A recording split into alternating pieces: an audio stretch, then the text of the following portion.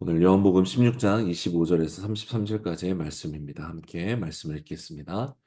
지금까지는 내가 이것을 비유로 말했지만 더 이상 비유로 말하지 않고 내 아버지에 대해 분명하게 말할 때가 올 것이다. 그날에는 너희가 내 이름으로 아버지께 구할 것이다. 내가 너희를 위해 아버지께 구하겠다는 말이 아니라 아버지께서는 너희를 친히 사랑하신다. 아버지께서 너희를 친히 사랑하시는 것은 너희가 나를 사랑했고 내가 아버지께로부터 왔음을 믿었기 때문이다. 내가 아버지께로부터 이 세상에 왔다가 이제 다시 이 세상을 떠나 아버지께로 돌아간다. 그러자 예수의 제자들이 말했습니다. 이제 주께서 비유를 들지 않고 명확하게 말씀하시니 주께서 모든 것을 알고 계시고 또 어느 누구의 질문도 받으실 필요가 없음을 저희가 알았습니다. 이것으로 우리는 주께서 하나님께로부터 오신 것을 믿습니다. 예수께서 제자들에게 대답하셨습니다. 이제야 너희가 믿느냐? 보라, 너희가 흩어져 각자 집으로 돌아갈 때가 오고 있고 또 이미 왔다. 너희는 나를 버려두고 모두 떠나갈 것이다. 그러나 나는 혼자 있는 게 아니다. 아버지께서 나와 함께 계시기 때문이다. 내가 너에게 이런 것들을 말하는 것은 너희가 내 안에서 평안을 누리게 하려는 것이다. 너희가 이 세상에서는 고난을 당할 것이다. 그러나 담대하라. 내가 세상을 이미 이겼다. 오늘 말씀을 보면 요한복음 16장에서 계속되는 말씀과 이어지고 있는데요. 표면적으로는 사실 앞뒤가 안 맞는 것 같은 내용이 나옵니다. 직전까지 예수님은 당신이 가셔야 되고 보내신 아버지께 돌아가야 되고 그러면 진리의 성령이 오셔서 너희에게 말씀을 기억나고 생각나게 하시고 진리를 가르쳐 주실 것이다. 모든 것을 깨닫게 하실 것이다. 라고 말씀하셨습니다. 사실 오늘 본문의 내용도 앞선 16장 내용과 다르지 않는 예수님의 말씀이 이어집니다. 그런데 재미있는 것은 제자들이 반응하는 것입니다. 29절, 30절을 보면 주님께서 이렇게 다 비유를 들지 않고 명확하게 말씀하시니까 알겠다. 이제 예수님이 하나님께로부터 온 것을 우리가 믿는다라고 말합니다. 신기합니다. 분명 문맥이나 내용을 보면 앞선 내용과 크게 다르지 않는데 특별히 예수님께서 말씀하신 성령이 아직 임하시기 전이기 때문에 이들의 이해는 굉장히 부분적이고 제한된 것에 불과한데도 자기들이 알겠고 예수님이 하나님께로부터 온 것을 믿는다라고까지 말합니다. 굉장히 이 무지에서 나오는 용감함인 것처럼 느껴집니다. 그럴수록 이런 제자들을 예수님께서 끝까지 사랑하고 계시고 그들에게 오히려 당신의 일을 맡기고 가신다는 것, 이것이 오히려 예수님의 따뜻함을 부각시키고 있는 본문인 것 같습니다. 이런 제자들에게 예수님은 25, 26절을 보면 그날이 되면 하나님을 밝히 알게 될 것이다 라고 계속해서 반복 말씀하시죠. 성령이 오시는 때, 바로 그날이 이 때를 말하는 것이죠. 예수님 분명 확신에 차가지고 이제 알겠다라고 믿겠다라고 말하는 제자들에게 그들의 이해의 한계, 그들의 깊이를 알고 계셨던 것입니다. 그런데도 예수님은 제자들을 무시하거나 평가절하하지 않으시고 31절에 이제야 너희가 믿느냐라고 말해 주십니다. 그러나 32절을 보면 여전히 제자들은 예수님이 십자가에서 죽으실 때 다 배신하고 떠날 것을 암시하는 말씀을 이어서 주시는 것이죠.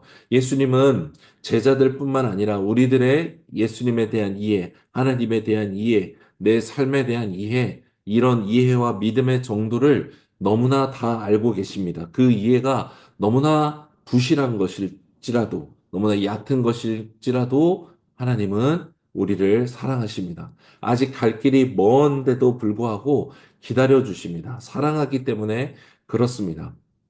그래서 말씀해 주기를 원하시고 가르쳐 주기를 원하시는 것이죠. 성령님의 사역이 바로 이것입니다. 사랑하기 때문에 말씀해 주기를 원하신다는 것이죠.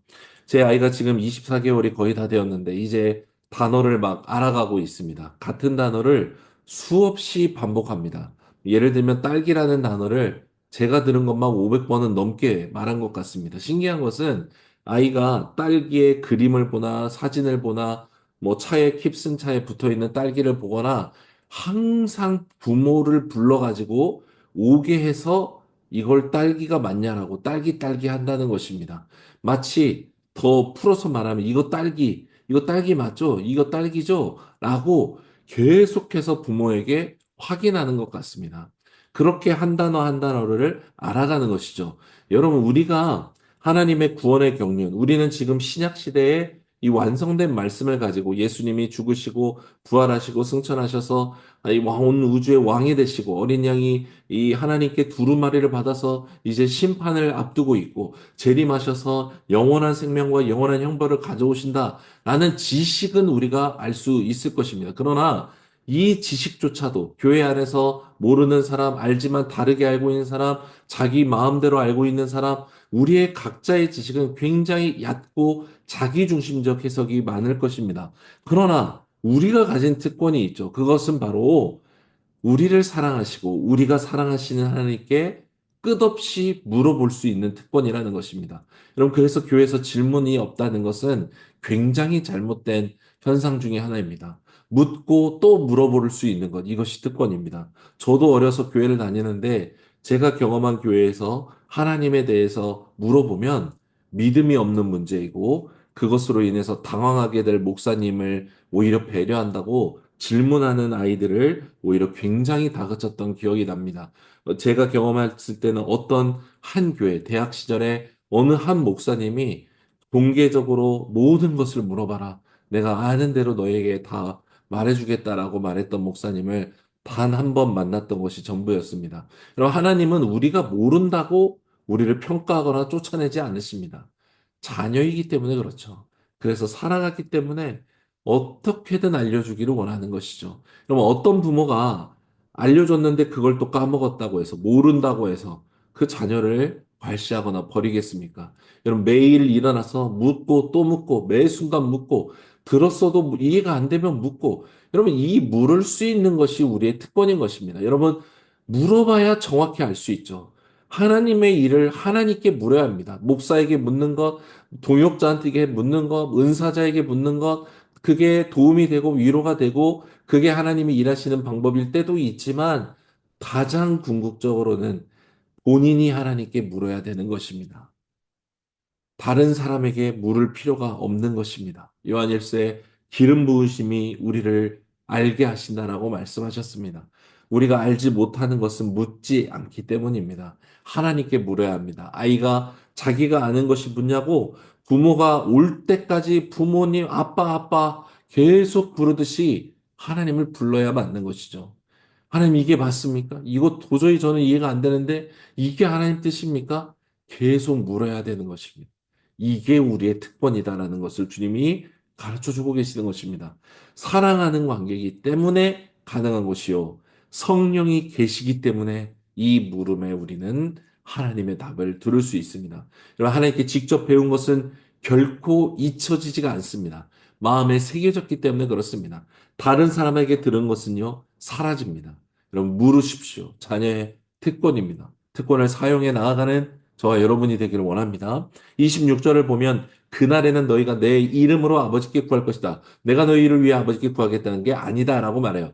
기도에 대해서 다시 한번 주님 말씀하십니다. 여러분, 말하는 것, 물어보는 것은 사랑 때문에 가능하고 이 묻는다라는 것, 사랑하는 관계는 다시 기도로 다 하나 되어서 말하고 있다는 것을 알 수 있어요. 특별히 예수님 기도에 대해서 다시 말해주는데 내 이름으로 아버지께 구하는 것을 똑같이 말하고 있죠. 14장, 15장, 16장 똑같이 이어지는데 이번에 예수님이 강조하는 건 무엇입니까? 기도의 주체가 너희가 내 이름으로 기도할 것이다 라고 말해요. 너희가 내 이름으로 아버지께 기도한다라는 것을 다시 풀어서 말하자면 뭐냐면 예수님께서 아버지께 기도할 때 그 기도를 아버지께서 들으시고 응답하시고 일하셨던 것처럼 이제는 내 자리에 너희가 와서 내 이름으로 나처럼 하나님께 아버지께 기도한다 라는 것을 말하고 싶으신 것이죠. 하나님의 아들이신 예수님께서만이 드렸던 기도, 그 기도를 이제 예수 그리스도의 이름을 가진 자, 예수님 안에 거하는 자들도 똑같이 기도한다라는 것입니다.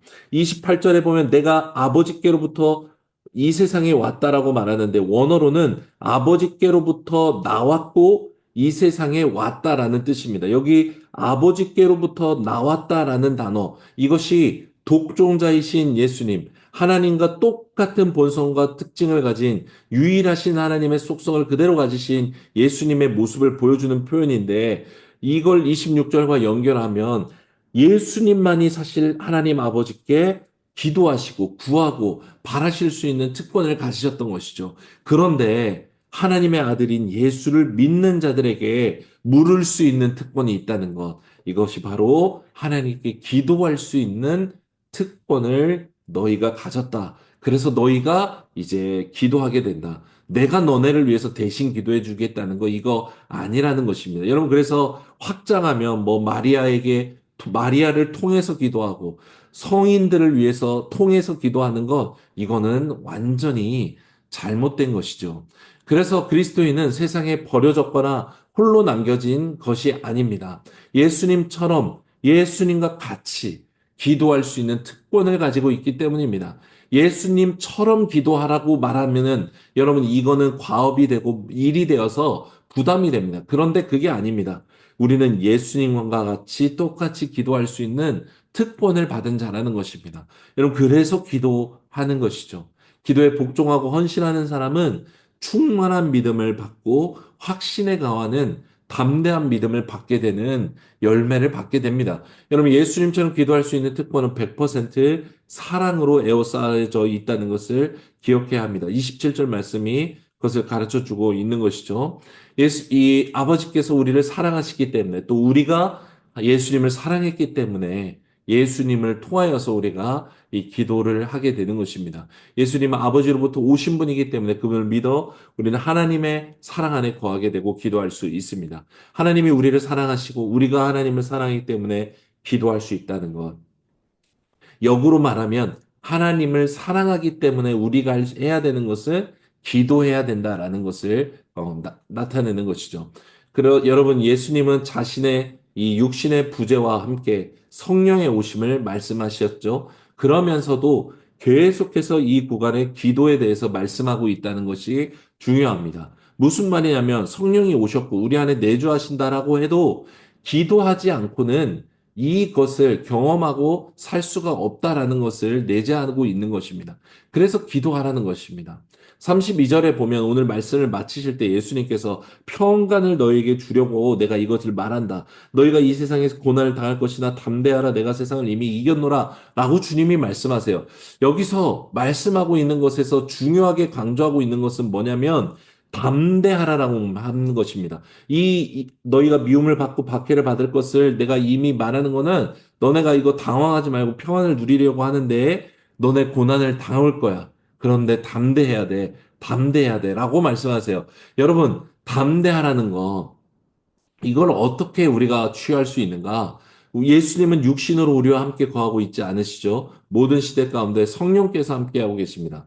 곧 성령의 충만함을 입어야만 담대한 믿음으로 이 땅에서 당하는 고난 가운데도 하나님의 사람으로 살 수 있는데 그것이 바로 기도라는 것입니다. 여러분 이 땅 가운데 예수님께서 거하실 때의 모습을 보면 특별히 누가복음을 보면 예수님이 얼마나 수시로 기도했는지를 의도적으로 기록하고 있습니다. 예수님은 이 땅 가운데 이 하나님과 심지어 십자가에 죽으실 때 하나님과 단절되는 고통을 겪으시지만 예수님이 이 땅 가운데 거하실 때 기도함으로 하늘의 하나님과 연결되어 있으셨고 함께 하셨습니다. 3절에 이제 담대하라라고 말씀하시는 것 이거는 바로 우리가 기도함으로 고난을 이기라는 것입니다. 그리스도인의 고난 화해법은 바로 기도를 통한 담대함으로 이 고난을 화해해 나가는 것입니다. 예수님이 세상을 이미 이기신 분이시기 때문에 그렇습니다.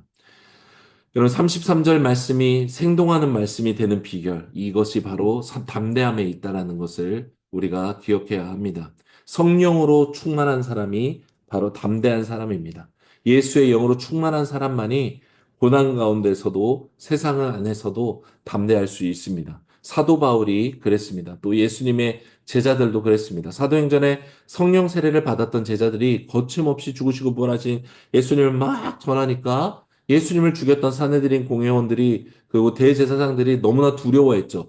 난리가 납니다. 그래서 막 베드로를 잡아다가 막 겁을 주고 복음을 전하지 못하게 때리고 또 다시 내보내주고 하는데도 제자들이 절대 그것을 받아들이지 않았죠. 오히려 이 제자들의 모습에 대해서 성경은 이 사람들이 뭐라고 말하냐면 학문 없는 범인인 줄 알았는데 말씀을 전하는 것을 보고 너무 놀랐다. 이상히 여겼다라고까지 말합니다. 담대해진 것입니다. 전혀 두려워하지 않는 것이죠. 이전에는 다 도망가 버렸던 제자들이 이 성령의 충만함으로 말미암아 하나님의 구원의 경륜을 말하면서 예수의 죽으심을 오히려 믿고 회개하라라고 복음을 선포하는 것입니다. 여러분, 이 제자들의 담대함 이면에 어떤 비결이 있는가? 이들의 성령 세례 이후에 성령의 충만함, 성령의 인도함을 받는 그 비결이 어디에 있는가? 여러분, 여기에 우리가 안다면 우리도 담대함 삶의 비결을 배울 것인데 예수님께서 말씀하신 사복음서와 사도행전을 뜯어보면 제자들의 삶의 근간, 특별히 사도행전을 보면 이 두 가지 축이 있죠. 말씀.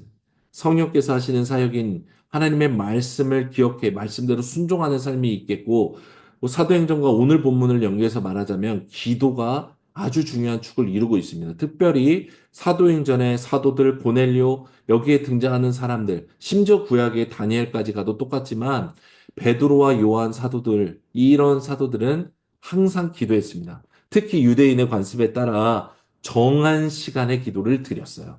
그리고 재밌는 거는 정한 시간에 기도를 통해서 하나님께서 환상을 보여주시고 또 정한 시도 기도회를 올라갈 때 안진뱅이를 치유케 하시는 사건을 일으키시고 기도할 때 하나님께서 이런 일들을 의도적으로 많이 행해 주시는 것을 보여준다라는 것입니다. 여러분, 우리는 오해하고 있는 것이 무엇입니까? 사도 바울처럼 기적적으로 하나님을 못 만나서 내 믿음이 이런 정도야 라고 자기를 그냥 비하하거나 그렇게 더 나아가려고 하지 않아요. 그렇지 않습니다. 여러분, 제자들이 모여서 성령을 기다리며 기도할 때 성령이 임했어요. 그게 끝난 게 아닙니다. 제자들은 항상 모든 우선순위를 기도 시간에 맞추고 기도할 때 하나님이 제자들을 움직이기 시작합니다. 유대인의 사도라고 불려졌던 베드로가 사실 이방인 고넬료에게까지 가잖아요. 사도행 10장에 보면 베드로가 정한 시간에 기도를 드리는 때에 하나님께서 환상을 내려주심으로 이 부정한 음식을 먹으라고 하는 하나님의 이 말씀에 이 빗대어져서 이방인 고넬료의 집에 베드로가 가게 됩니다. 그러면 이것은 이방인 선교를 확장했던 바울의 사역을 유대인들에게 가장 큰 권위를 가졌던 베드로가 이 사건을 경험했기 때문에 이 유대인 예루살렘 교회가 이방인 사역을 그래도 부인할 수 없게 하는 큰 역할을 하는 불씨가 되는 사건이 되는 것입니다. 말씀을 맺습니다. 예수님의 제자로 사는 삶, 예수님을 믿는 믿음으로 우리가 기도하며 살 수 있는 삶, 그러면 이것이 특권입니다. 물어볼 수 있는 것, 기도할 수 있는 것, 고난당하나 평안할 수 있는 것, 이 모든 것을 이루는 것은 사실은 기도하기 때문입니다. 기도는 이 세상을 살아가면서 혼자가 아니라 하늘에 계신 우리 하나님, 어린 양 예수와 연결되어서 성령께서 역사하시고 우리를 주관해 가시고 이루어 가시는 시간이 됩니다. 그것을 통해 우리가 담대함을 가지게 되는 것이죠. 기도의 가장 큰 능력과 유익은 여러분 응답이 아닙니다. 기도의 가장 큰 능력은 하나님 아버지와 자녀라는 관계가 확신되어져서 담대한 것입니다. 이게 가장 강력하고 중요한 기도의 응답인 것입니다. 아버지께 기도하지 않으시겠습니까? 정한 시간에 기도를 드림으로 그 어떤 것도 우리를 지배하지 못하고 오직 하나님과의 관계 안에서 능력을 입어 기쁨과 평강 가운데 살아가는 우리 모두가 되기를 간절히 소망합니다.